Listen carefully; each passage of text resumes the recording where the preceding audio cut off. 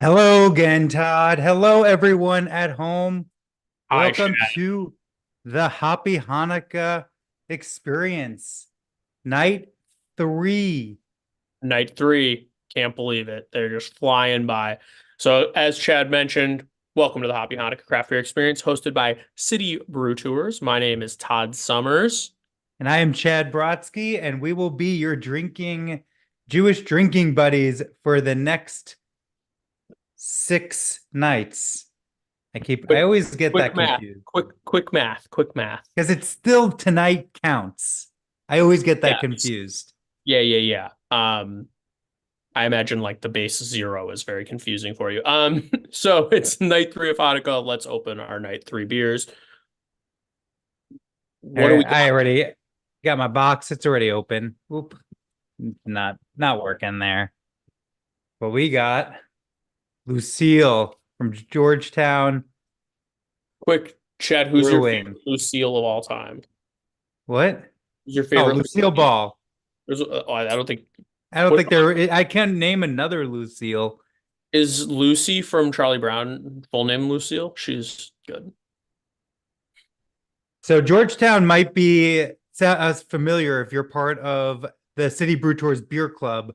Quick plug for the City Brew Tours Beer Club. Every month you get the best beer in a new city. And so we've got Seattle was just a month or two ago. So when we had Georgetown in that, we felt we needed to bring them back for the Hanukkah, Hoppy Hanukkah experience. So very excited for this one. It's a proper IPA, Chad. This is a proper IPA. I just have to properly pour into my amazing drunk dreidel glass. If you weren't here last night, this is again Your my most favorite prized possession. glass. It's your most prized possession. I It get it. is my most prized. So as we grab this beer over the next 30-ish minutes, we'll be chatting with Matt Connolly from Georgetown Beer, and we'll be doing a professional beer appraisal. It'll be that five-step beer appraisal, and we'll be learning a little bit more about Georgetown and this delicious beer. So very excited for that. And then just like look at that drunk dreidel. Ugh, he's so cool. So tonight and every night, we encourage you to drink the beer with us if you have the willpower. So if you've already drank it, like I guess that warning is coming too late, but for future nights, as mentioned, Lucille from Georgetown tonight. And before we go any further, just want to encourage you, use the chat for banter, tasting notes, any comments. If you're watching on YouTube, we'll only see comments here on Zoom. And if you have questions, the Q&A is a great spot for that. Make sure you set your chat preferences to everyone so that everyone gets to see your lovely things. So, hey, Chad, have you ever been to Seattle? Yes. How'd you sleep? What? Did you sleep when you were in Seattle? No. There you have it. Sleepless in Seattle. That was just a Okay, thank you. terrible joke. And I don't know how we can really come back from that. We probably should just pack up and just call it a night, Well, if we Todd. packed it up from Seattle, we could probably ship it anywhere we want in 2 days with their one of their largest employers. So, Todd, according to Chat GPT, or how I like to call it, Chad GPT, Mhm. that what are Seattle's top five biggest exports? You've Round, got round by, I have no idea.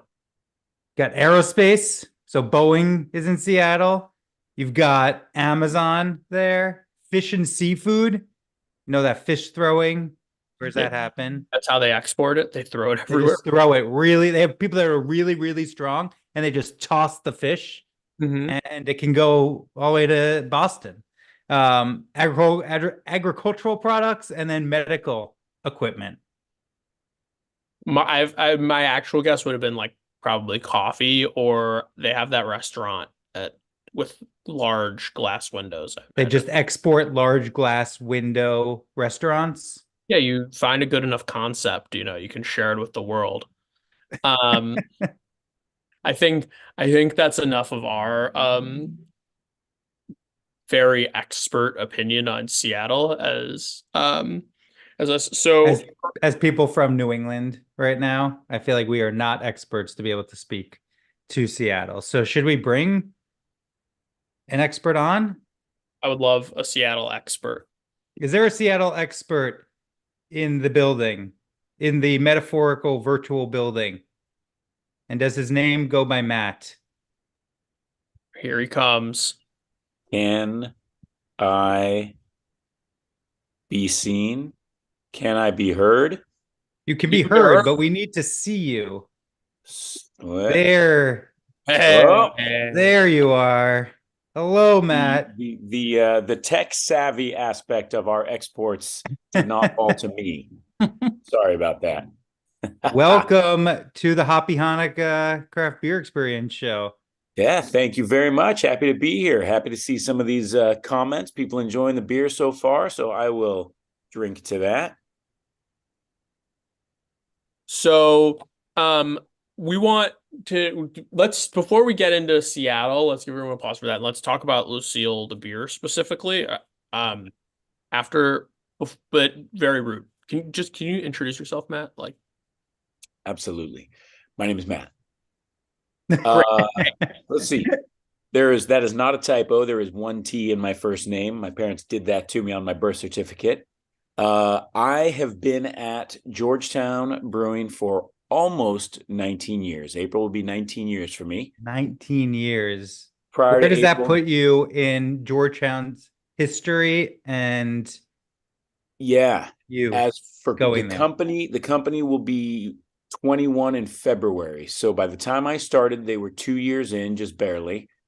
I was technically employee number 6. 1 and 2 are the current and always owners, Manny and Roger. 3 was a guy who had a construction mechanical background, helped him build the place, joined them for a bit, but has since backed out. 4 was a brewer because Manny would brew and Roger would sell, and Manny got tired of brewing, so they hired a brewer. He is no longer with the company. And number 4.5, I guess 5, that made me 6, but this guy was part-time when I started. He was also a brewer. And they said, Matt, you go sell beer. And once we sell enough beer that we need to hire more salespeople, you will manage them and your territory will just shrink down until you don't call on accounts anymore. And so now I have 10 people reporting to me. We sell beer in 4 states, Washington, Oregon, Idaho, Montana. And we are, I think, at last count, the 23rd largest, 21st, 23rd, I think, largest independent craft beer in the country. Cheers to that. Yeah, thank you. We're excited about it. We're happy about it. we love to hear it. So, okay, back to Lucille. One thing that we love to do on the show and something that people can do as they watch at home is what we call a professional beer appraisal. Chad's going to pull out the card. You can definitely read that.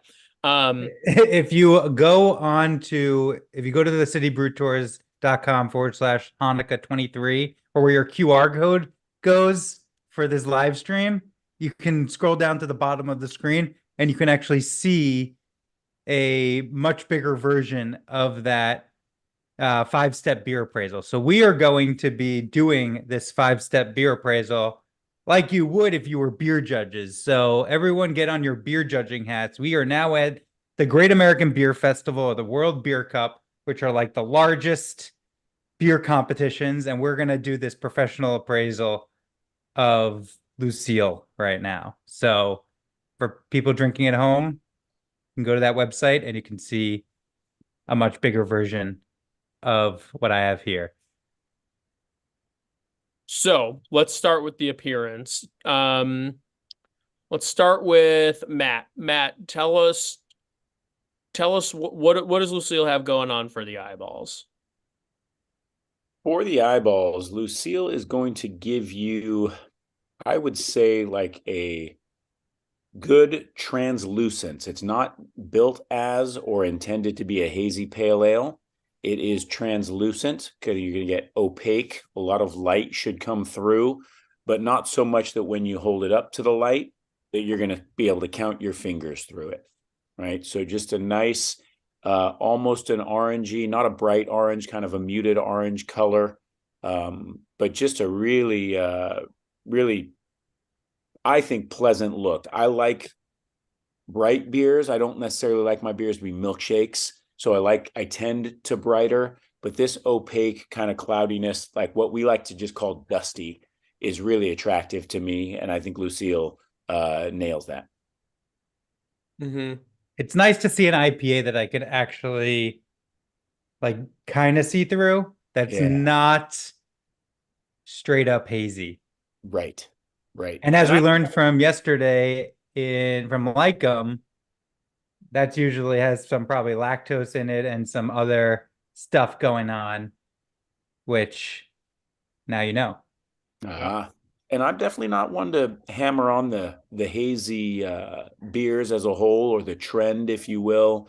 But it does seem from where I sit that the trend of haziness has started to back off a little bit, and this move towards what Lucille has always been deemed a West Coast IPA, that move back towards West Coast, slightly brighter beers, maybe even more kind of back to the bitterness element of it. That's not visual, I get it, but I think that trend from hazies has just, I think we've seen its peak, at least in current times anyway.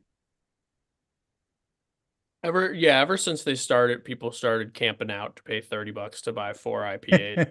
We should have known that the top was there. Chad, what do you smell? So I'm getting a lot of citrus, but not like overpowering, like juicy passion fruit that you would typically find in those hazies. So I'm just getting like a nice citrus floral aromatics to this. And it's really making me want to go for the taste. Yeah. It's enticing me. And you said West Coast, like I've already tasted this obviously, but I'm usually not a huge fan of West Coast IPAs because of the bitterness factor. But this doesn't have, I don't know what the IBU on this, or the International Bitterness Unit for the people at home, of how we measure how bitter a beer is. But this seems kind of on the lower end for a West Coast IPA, in my opinion. Yeah, and I will say that we don't and haven't for years measured IBUs Interesting. in our beers. We just, as a decision, I think, in brewing, and the company owners, they're kind of like, we just want people to drink them and decide if they like them, rather than measure these metrics before they put the beer in their mouth. I love that. So You I like think the an smell honest of answer. What's that? You like the forest, then because sometimes people will say, "Oh, this is the IBU," and just because an IBU is a certain number doesn't mean that the beers are all going to taste the same just because they have that IBU number. Right. Right. Exactly. And I think that's it. I mean, because I think, part of our success has been in beers, while they fit the style, and I think Lucille fits an IPA style, they're also, our beers tend to be more balanced. And in that sense, I would say Lucille, it is a hoppy beer, but the hops are almost more just aromatic than they are going to be bitterness. There's a little bit of like piney, resiny notes in this beer, but it's a very floral IPA more than it is, I think, what you had mentioned, Chad. The stone fruit, the passion fruit notes, those aren't there on this one. And though like I'm looking at the hop profiles, but it has like Citra. It has like the big hop that's so common in your New Englands and in IPAs in general, that are those juicy, but obviously depending on how So, much the recipe calls for, you're not getting that passion fruit flavor profiles from that hop and a fair number of fairly addition. noble hops, right? Like we're not, Columbus, Cascade, Comet. Like we've got some of the classics, which probably mute that so that you're not getting something from our neck of the woods. Right, right. And I think what you're going to end up seeing too, and this is where I will publicly apologize up front, as far as the citrus style, the Simcoe hops. I would intend that those would be lighter in the dry hopping stage of this beer than the Columbus. The bittering goes a little bit heavier. Whereas you get to a beer that we do also do that fits more of the stone fruit, passion fruit, Bodhisattva IPA, heavy on the more fruitiness of those hop characteristics. But back to Lucille, I will also say this. As we built our brewery, we were sort of a one-trick pony. Manny's Pale Ale was our flagship beer to start. And we had done a couple others, a Pilsner, we did a Porter, we dabbled with a red, but we were 7 years in, past a 7-year anniversary mark before we ever released an IPA. And people were looking at us going, are you crazy? How do you not have an IPA in Seattle as a Seattle brewery? And this Lucille was the first IPA that we ever did. We think we did it pretty successfully. And it's a darn tasty. That's actually what you guys call it for normal people on the Georgetown Beer website. Darn tasty. And I would say that's spot on. So let's get into taste actually. Yeah. I like to do this exercise on tours for people. So if you're at home, I highly recommend take a sip of this beer and focus it on the front of your tongue. This first sip. I don't like being told what to do, but I will do that. And then take another sip and then focus it on the back of your palate. And you're going to notice a difference. You're going to actually be able to taste that bitterness versus the sweetness in that first. And that's where the malt profile is. So that's important when I always like to do that tasting, little tasting exercise to show you when you're tasting beer, you want it to go across your entire palate and don't take it like a shot and don't kind of focus it on the front because you're not going to get the balance that Matt was shooting for, what Georgetown beer is shooting for when you drink it like that. So I'm sure when you guys, if I don't know, Todd, if you noticed it or it didn't taste the same as just taking that normal sip. Tasted completely different to me. Yeah, definitely. I'm also sort of depriving myself a little bit because I'm glassless. So I just like didn't bring one. So I'm drinking out of a can. So I'm like, I saw that.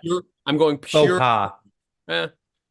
C'est la vie. I'm going purely taste, right? Like the nose part is almost out of it. And I feel like that actually makes it a little more noticeable for you because you're still smelling it and I'm just kind of going in blind. So maybe I did it on purpose to, just like look it up a little bit. Let's talk about the mouthfeel a little bit. Big juice bomb, thick. It's not. Thin, it's not. This isn't like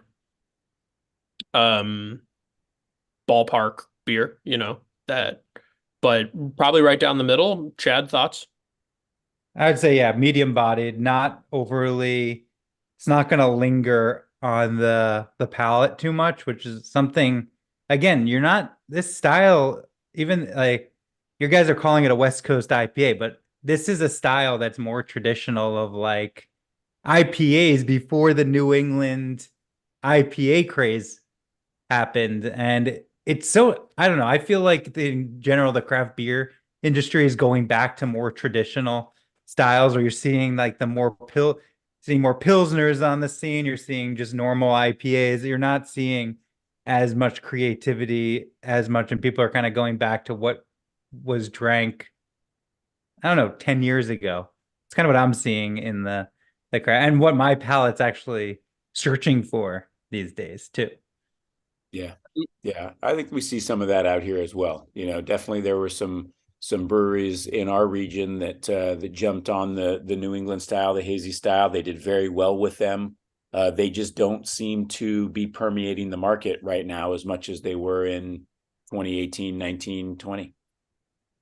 Mm-hmm. Yeah, I think that's been that'll be a big theme for us this year as we start to talk about sort of what's next for beer. So we have one more step, which is sort of the finish. Matt, 7%, usually sometimes you would catch some of that at the finish. Tell us what the goal was there. Goal for us there was that we had, like I had mentioned, some other beers already that fit the 5.5, high 4 spectrum. And so we wanted an IPA that was going to be drinkable and approachable, but it's an IPA, so it still has to punch you in the face a little bit, And so traditionally speaking, a guy gets, or gal gets 2 or 3 IPAs in them, they should start to feel it. And at that rate, we didn't want an IPA that was going to be 5.9 or 6.1 and go, okay, where's my alcohol? The letters are on there. After a couple of beers, you want to be able to feel it. And so here we are at 7%, really sort of landing where we've always wanted to land with this beer, and we've kept it there. We've never varied from that on this beer at all. So, we want you to earn it. When you get there, you want you to earn it. It's going to take you. I don't taste any hotness at all. Like it's, I know as I get older, I feel like I'm wanting lesser alcohol in my beers, and I don't want any of that hot flavor in a beer where I'm tasting the booze. So I don't Full know. disclosure, I had one beer last night that I think it was 5.5%, Chad. Woke up at 2 in the morning, was like, I really need a glass of water. Like, as I get older, like the 7% beers I sort of find myself shying away from. And I think a result of that for me is that I'm super sensitive when a beer is hot at all. Like when there's like the sort of boozy finish, I can see it coming a mile away. I'm out.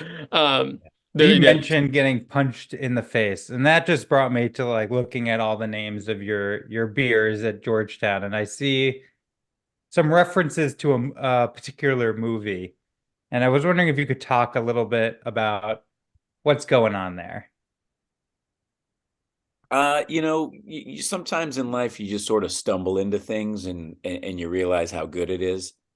So the reference for anybody not picking up what Chad's putting down is not we're gonna veer away from Lucille right here. The reference is to the all-time 1991 Patrick Swayze Keanu Reeves classic Point Break. And where that's, I promise this will be short. There is much more to this than what I'm going to tell you right now. But we stumbled into that because Wait, I think there might be some people who don't know what Point Break is. So maybe like one movie, Patrick Swayze. I know, but that doesn't tell you the plot of. You want me to turn it on? I wanted a 15-second storyline of plot breakdown of the plot. If we went on Wikipedia, someone could read the entire plot. Absolutely. It's 15 seconds. I'll say this. It's bank robbers, it's surfers, it's skydivers, it's the FBI. Perfect. Did he at the time? Better than anyone else could have done. We brewed Johnny Utah as a session IPA years and years ago, and basically didn't like the beer very much. But we love the name. One of our brewers had just watched Point Break on one of its many reruns on TBS cable TV. And yes, you sit through all the commercials, even though you could just queue it up on a DVD if you wanted to. And we fast forward a few years, brewed a pale ale and commandeered the name, and we just loved it. Johnny Utah. We tried to get we tried to get Keanu Reeves to call us back. We wanted to use his face on the logo from the movie box where he's looking kind of 3/4 profile.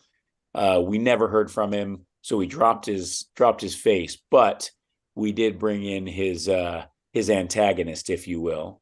And Bodhi Zaffa is what they refer to Bodhi, Patrick Swayze, as in the movie. His name is Bodhi, but they call him the Bodhi Zaffa.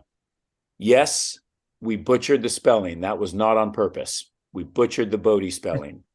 We can get into that later if we have time. But that launched the theme. Johnny Utah, Patrick Swayze. And since then, I only know this because I settled a bar bet once last summer. We have done, I believe, it was either 13, now I'm forgetting, 13 or 14 beers with names after Point Break characters. That's got to be a world record. I think so. I mean, I if anybody's got more, I need to hear about it. You guys sponsor, like if they do a remake of it, it's Georgetown's version of Point Break. They did a remake in like 2015 or 16 or something like that. What? And all I ever said was two things. I refuse to watch it, and I hope it doesn't hurt our beer sales. You should do, you know what you should do? You should do a Point Break themed like run from the brewery where everyone dresses up as Point Break characters and do like a 0.5K. This is a great call. Yeah. That's a great call. The Point Break 5K, the Georgetown Brewing Point Break 5K. Do it at a 0.5K. 0.5K. 0.5K. All right. I'm going to keep that. It's just a walk down the block. There's a brewery, maybe Memphis. They do a 0.05K. It's the exact length of their parking lot, and it stops at like the 3 other businesses. A great idea. Brilliant. Okay, so let's go. But let's talk a little bit about Seattle really quickly. And I think this is an important question. What do you order from Starbucks? You guys aren't going to believe this, but I swear it's true. I don't touch the stuff. You're talking to the one Seattle resident who doesn't drink coffee. Wow. It stunts your growth. And I'm 5'7", so I don't need to stunt it anymore. You drink a lot of milk. Do you have an alternative to coffee? Is it like tea, kombucha? Like what did you beer, obviously? Yeah, I drink. That's in there. I drink a lot of beer and a lot of water is what I drink. And it's really just because I love them both. I'm not trying to offset any factors of one versus the other. I just love beer, and I think a cold, fresh glass of water is just sometimes the most refreshing thing you can do. So in ice or no ice? What's that? Do you drink your water with ice or are you without ice? With. I don't, if somebody gives it to me without, I don't go ask for it. I'm not a jerk, I'll just choke it down. But I gotta say, I wake up. I just wake up. I don't need the coffee to get going, I motor healthy. So you're in the sales department. Tell us about, I know Georgetown's very unique in its sales and distribution ideology. 21st or 23rd largest independent brewery in the country. Tell us about your method. So for years, it answered itself because we were a draft only brewery, right? And when you're draft only, obviously almost all of your play is in bars and restaurants. We do sell a lot of beer to go out of the brewery, people with kegerators and taking growlers home. So we were a draft only brewery for the first 14 years we existed. Then we went into cans, Memorial Day weekend of 2017, and that has been a boon. That has doubled our production. And we then, instead of calling ourselves a draft only brewery, started referencing ourselves as a draft first brewery. And we were in a really unique position. When we went into cans, we couldn't keep up with production. And that was very fortunate. And just this past summer, like fall 2023, in the last 3 months, is the first time we've been able to keep up with production since we went into cans. And so when you can make not enough beer to satisfy the market demand, we decided we're going to fill all of our kegs first. That gives everybody inventory that they're not going to out of stock. Small, thin inventories, believe me, not deep inventories, but we filled that demand, and the rest of our beer would go into cans. Well, the rest of our beer was about 60% of our production. So it was the majority of our beer, but we deemed it the rest because we wanted to fill kegs first. And we've maintained that. And so what I have is a team of 10 sales reps, 7 of them really in Western Washington. One lives in Portland that covers Oregon. One lives in Eastern Washington that covers North Idaho, but goes to Boise, and one flies out occasionally to Montana to fill that gap. But the reps, we ask them all to just focus on premise, bars and restaurants. And the chain world, the grocery store world, falls to me. So I think that answers the question. If I need to be more specific, let me know. But that's it. We just want to own the on premise. We want the relationships. We want people going out to bars and restaurants to drink our beer. That's Amazing. great. And how many barrels? Because I know that's the impressive, in my opinion, when I was looking at some of these numbers, the amount to just maintain a business under draft is impressive in itself, especially in today's world of like needing cans to keep up with business. So how many barrels were you doing? And then maybe in like 2020, one or now, and how much of that was actual draft? Yeah, well, I'll back up to 2016, the year before we started going into cans. We were over 59,000 barrels draft only. And we were really proud of that number. That is crazy. I don't know of anyone anywhere, BA or anywhere else, that tracks draft only brewery numbers, right? You get total removals, and IRI data at grocery stores tracks can sales. But we had reason to think that we might have been the largest draft only brewery in the country, you know? So 60,000 barrels. And then since going into cans, we have doubled that. We are 120,000 barrels. We finished 2022 at 118.5 basically, and we will grow 1.5 to 2% this year. So I'm expecting when the calendar closes that we'll be just a tick over 120,000 barrels this year. Wow. Yeah, and we're going to look at still 60%. What's that number? 65,000 barrels being cans, and 55. So like our total draft number is probably just down slightly because COVID, it got crushed, as everyone's did, and it's been coming back up, but we're not at 2019 draft numbers. We're not far off them. Pretty good. And just to be in like you said 3 or 4 states for four states of distribution. Yeah. That's an impressive number. So we're really fortunate. And Washington's a big part of that. I mean, our home market is almost 90% of our total volume. So you're a good salesperson, it seems. So we owe it all to Matt of this volume. So I guess, what's the most difficult sale you've ever had as a salesperson to salesperson? Yeah. I'll tell you a funny story. Everyone at the brewery loves this story. I was probably 3 months on the job, and I told Roger, right? He is part owner, but he was selling the beer.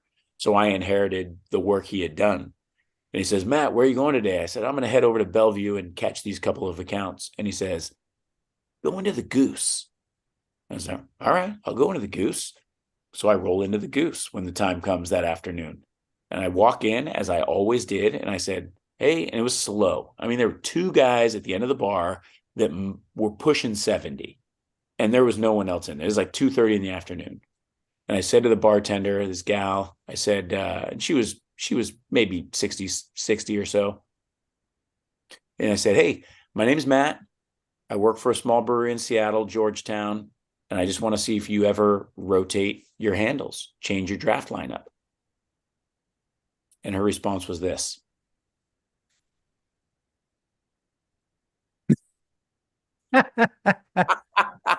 She didn't say a word. She did not say a word. I thought, are you kidding me? I stood there with my mouth. I'm sure my mouth was half to the floor. Yeah. I just like this. And she walked, and then she kind of walked back, and I kind of just looked at her, and she finally looked at me because I think she was surprised I hadn't left. Yeah. And she just goes, are you trying to sell me some new beer? And I go, yeah, that's the idea. And she just shakes her head and walks away. That was it. I was like, well, thanks for the lead, Roger. Appreciate that. So I chatted with the 2 old guys at the end of the bar for a few minutes who wondered what I was trying to sell. And then fast forward a few months, her daughter, owner's daughter, who I didn't realize I was talking to the owner because I didn't get any words from her. The owner's daughter was much more amenable to conversation. And then they did start pouring our beer, and now they have Manny's and Bodie on tap a lot of years later, but they've been a good account. So that was a fun one. That is great to just to be like, Move along. Yeah, yeah. Like, is that how you take care of every sales call you get? Like, I'm trying to help your business here, you know? Yeah. So, I'm not a good person to ask about like taking sales calls because if I'm like busy, the telemarketers do not like me very much. Now your phone tells you when it's a telemarketer, so you It don't have does. So now I just know not to answer it. true. That's a great call. It And I says tell it you, just says spam. I just want to tell you how tough that's been for me because you're talking to a guy who used to go like from trying to answer every single call that came in because they'd be numbers. I would answer and they'd say, I'm trying to get your beer. How do I get your beer? And now I answer and they're trying to sell me windows. And I'm like, what am I doing? Yeah. What am I doing? Or, hey, I have all this Bitcoin that I'm trying to get over to you. I just send me a few grand, right? So, listen, I'm just seeing a couple things pop up here that make me want to. Well, one thing specifically, John has referenced that he hadn't seen growlers in a long time, maybe before COVID, and I just want to mention something because this blows people's minds as well. Think back to the days of us being draft only, and think about the Seahawks going to the Super Bowl in 2013, right? The largest week ever of growler sales at the brewery. And I don't think we need to sit and wait for people to type in the comments. So I'll let you two hosts take just a couple of stabs. I'll say this. Weekly for us, it was not unusual to go at the time 1,500 growlers a week, 2,000. So All right, I'm gonna go. Chad, I'll Seahawks set in a the Super line. Bowl. I'll set a line. You give the over under Okay. 12,000. Oh, Chad, are you going to pick the over under on that? Yeah, Chad, you over or under. That's my line. And I think it's close. You said 2,000. I'm gonna go under. I said 12,000. I'm He gonna said, go. I'm gonna take the under. Under's not a bad call there. We went almost 4,500 growlers in 1 week. That's a Going lot of glass just Amazing. to store that many. Did you just run out of growlers? We didn't run out, and here's why. Because what we do is we treat it like the milk jug days of old. People bring us, and this has been from the get-go, not just for Super Bowl. From the get-go, you buy the growler jug from us for $5. The beer fill is a separate charge, and then every time you come back, you bring us your empty growler, so you don't get charged the $5 again. We don't give you $5 back. We just treat it as a deposit, and we've already cleaned and filled all of our growlers on the back wall in the cooler, and we just pull a growler down and we give it to you and we send you out the door. So we've got a bunch of clean, pre-filled growlers, and the way we do it is we counterfill them first with CO2, so they're fresh and they'll stay fresh for a couple of weeks if you don't open them. So it's a really good program. It's a really quick turn and burn program, even though it takes us a long time to fill them. Customers can get in and out like that. So yeah, we turned over 4,000 growlers in a week. That week the Seahawks were in the Super Bowl. It's pretty impressive. Do you know if Will you fill other people's other brewery growlers? That used to be a thing back in the day. Yeah, as well, in Vermont especially, Todd. Yeah, I bought a stainless steel growler a week before COVID, and then you can't use them anymore, so it's just sitting. I've used it. I filled it once. Great gift. That's good. Yeah, we'll fill other people's growlers, but we always give the warning, hey, this just came off the taps, so it's already touched oxygen. Therefore, it's going to spoil in 24 hours ish, like most growlers will. Whereas ours, counter pressure CO2, there's a thin CO2 layer on top as the beer fills from the bottom, and then we cap it. So we just tell them ours are, and they're used to it. Ours stay fresh for a couple of weeks. The ones off the tap don't. So be careful. Amazing. Yeah. I would like to make my Seahawks joke now. Do you know if any of those 4,500 growlers were thrown? You know, Handed off to the guests? at the time, we had plenty of reasons to drink those in celebration, and you know, we like to blame the cheaters out there in New England, but I don't think the cheating really cost us that second Super Bowl. You know.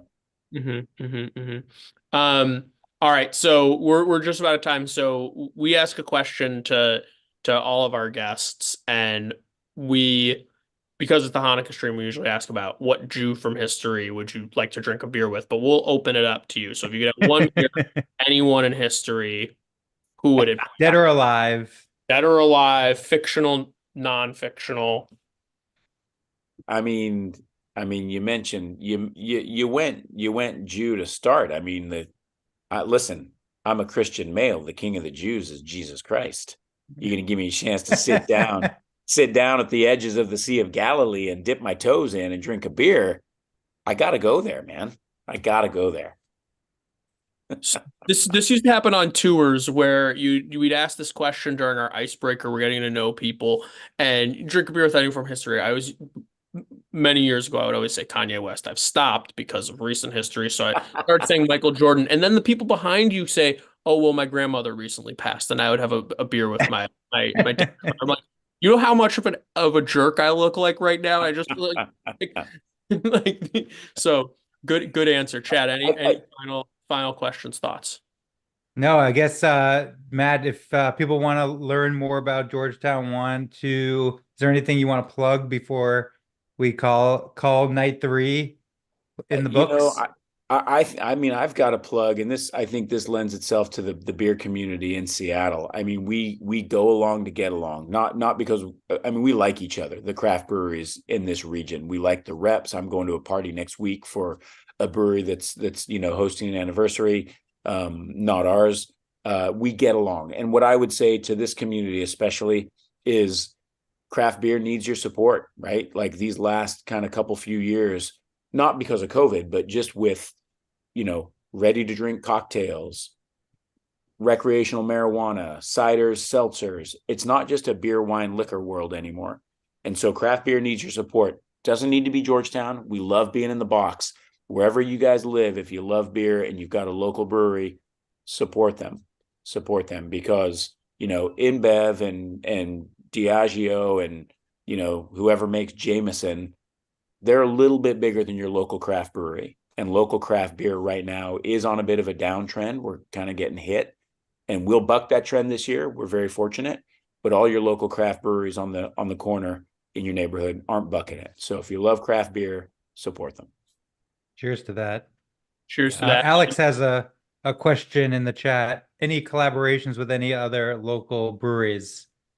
Yes, yeah, many. We actually have a brewer who is titled R&D. He is the research and development brewer, and he has been given license to do one collaboration per month. Oh, that is very cool. Yeah, so awesome. most of the time, what we have found happening is that it's the smaller breweries that we want to try to partner with and kind of revisit our days of old when we were small. So locally, I mean, Crucible, Three Magnets, there's any number of them, but on a bigger scale, some breweries that some of your audience would recognize. Boneyard, we did something with, and we had something on the books, but it got kiboshed, and that was going to be with Boulevard out of Kansas City. So on a bigger scale, those really are kind of the two that have been. Everything else is just a ton of local in the Puget Sound region, and it's been a real and down to Portland a little bit. Fort George migration, it's been a ton of fun. Migration's great. Yeah. Portland, they're on our City Brew Tours Portland location. So great spot. A lot of great breweries down there. So. All right. Well, I think Matt, thank you so much for joining us tonight. And Todd, I think that's a wrap for night 3, and we'll see everyone tomorrow, 5:30 Central Pacific, 8:30 Eastern. We'll see everyone tomorrow for night 4, and I'm very excited for our guests, so you don't want to miss it. So we'll see everyone at 8:30 tomorrow night. And Matt, thanks so much again. Pleasure. And yes. Happy Hanukkah. Happy Hanukkah to everybody, huh? Take care. Thank you guys for having me. I loved it. See ya. All right. Cheers.